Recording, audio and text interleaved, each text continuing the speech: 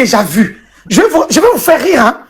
Hein. J'étais avec un petit du président, au Rotana. Il me dit, ouais, tu vois la petite là de la jeunesse, hein? Le président, au lieu de nous laisser, lui aussi bouffe ça.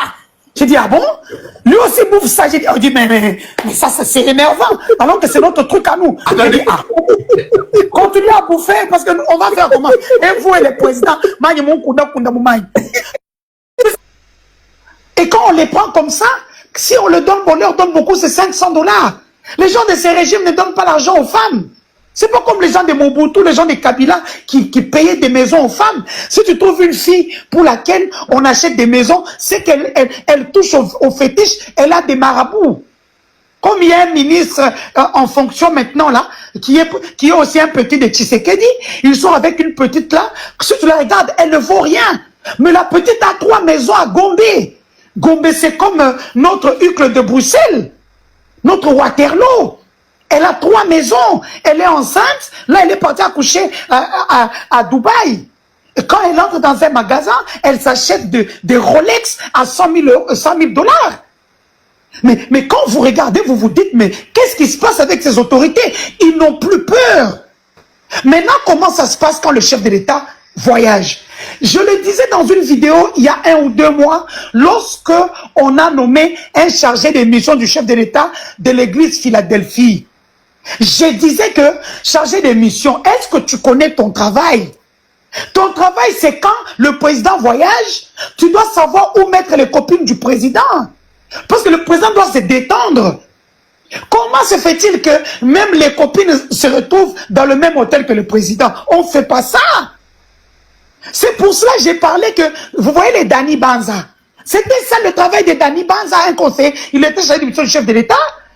Tous les petits là, tous les petits du président que tout le monde connaît, les Noambika et tout ça, c'est ça leur travail. C'est l'équipe d'avance. Qui va venir? Bon, vous m'amenez tel. Allez, on prend les passeports diplomatiques, on prend 3, 4, 5, 6 filles, on les amène, par exemple, comme ils sont partis aux États-Unis, on les met dans des hôtels différents, et quand le président a fini tout ce qu'il doit faire, qu'il doit se détendre, et il va là-bas, là où la fille est. Mais quand on met un chargé de mission de l'église Philadelphie, tout se fait d'avance. Parce qu'il ne sait pas comment les choses là fonctionnent. Alors, Madame Bissochois, alors comment, quand le président est parti, évidemment, il a amené avec lui une délégation de plus de 130 personnes, déjà, y compris son épouse. Alors, comment on fait pour amener son épouse et en même temps embarquer aussi les copines? Je ne comprends pas. Mais ça a toujours été le cas depuis des années. C'est-à-dire qu'on n'invente pas la roue. Tout simplement, les services de renseignement du président Tshisekedi ne sont pas contents. Parce que Tshisekedi a créé le Centre national de cyberdéfense ou cybercriminalité, géré par sa copine, sa concubine, Lisette Kabanga, qui avait publié mes vidéos sur Internet à travers son service. Et aujourd'hui, les services n'ont rien. Ils n'ont pas de FCR. Le FCR, c'est le fonds que la République donne à ces services-là pour pouvoir travailler. Si vous appelez les rédocs des provinces, ils vous diront qu'ils n'ont pas le FCR. Ce fonds-là que la République met à la disposition des rédocs pour mieux travailler. Et donc, tout cet argent-là est géré par cette dame-là.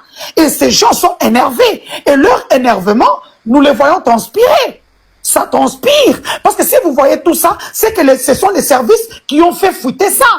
Moi, j'avais l'information. J'étais parmi les 2 ou 3 premières personnes à avoir eu l'info. Je n'ai pas voulu publier parce que pour moi, c'est une honte, au fait. Parce que c'est sa vie privée. Il peut avoir toutes les copines qu'il veut. C'est normal, c'est un président, il doit se détendre. Toutes les autorités font ça. Mais on doit le protéger. Les services sont faits pour ça.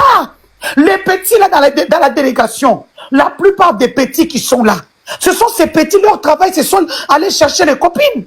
N'oubliez pas que là-bas déjà, le président a une copine qui a un enfant.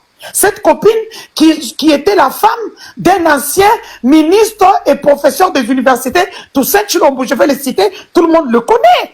Le président a récupéré sa femme, qui aujourd'hui, sa copine a titré parce qu'ils ont un enfant ensemble. La femme vit à Dallas. On lui a acheté 2 immeubles. L'argent passe par un des frères du président. Donc voilà, moi ça peut m'étonner, parce que si vous voyez la dame en question, elle s'appelle Bobette. Mais si tu la vois, c'est une perle. Elle a peut-être 1,80 m ou 2 mètres de longueur. Elle est imposante. Hein? Quand tu regardes les derrière, Dieu lui a donné le solde comme on a donné à Steve Wemby, le solde de devant. La dame, Dieu lui a soldé tout. Mais regarde, on voyage avec les copines, mais on ne sait pas protéger le bas de la ceinture du président. C'était ça le travail que nous, les Denise, on faisait. Quand on voit un truc, on se dit non, ne la mettez pas là-bas. Celle-là, mettez-la dans tel hôtel. L'autre, la mettez-la dans tel hôtel. C'est le travail que nous... Attendez, Madame Bissochoa, est-ce que vous écoutez ce que vous dites? C'est-à-dire que quand vous voyagez, vous dites, celle-là, mettez dans tel hôtel, l'autre dans tel hôtel. En fait, si je comprends bien, 130 personnes déjà pour aller parler à l'ONU, déjà qui ne vont rien faire.